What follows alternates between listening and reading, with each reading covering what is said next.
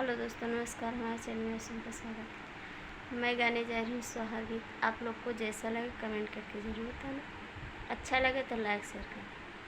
चंदा चमका जिनिया गानवा मोरी लाला नवारू अवैनाय, मोरी लाला नवारू अवैनाय, मोरी लाला नवारू अवैनाय।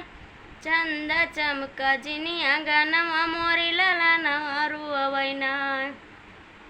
सासु जावै देवता मनन को मांगई अपनाने, सासु जावै देवता मनन को मांगई अपनाने। सासु झगड़ा जिनी आंगनवा मोरी लाला नवारू अवैनाय, सासु झगड़ा जिनी आंगनवा मोरी लाला नवारू अवैनाय। चंदा चमका जिनी आंगनवा मोरी लाला नवारू अवैनाय। जेठनी जो आवे पुड़िया छनन को मांगई अपनाने, जेठनी जो आवे पुड़िया छनन को मांगई अपनाने।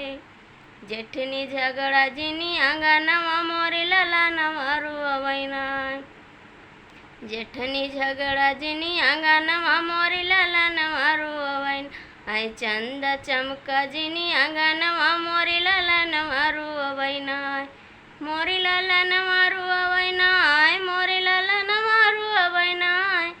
चंदा चमका जिनी आंगनवा मोरी लाला नवारू अवैनाय। ननदी जावे कजरा लगन को मांगई अपनाने, ननदी जावे कजरा लगन को मांगई अपनाने। ननदी झगड़ा जिनी आंगनवा मोरी लाला नवारू अवैनाय, ननदी झगड़ा जिनी आंगनवा मोरी लाला नवारू अवैनाय। चंदा चमका जिनी आंगनवा मोरी लाला नवारू अवैनाय, मोरी लाला नवारू अवैनाय, मोरी लाला नवारू अवैनाय। चंदा चमका जिनी आंगनवा मोरी लाला नवारू अवैनाय, चंदा चमका जिनी आंगनवा मोरी लाला नवारू अवैनाय।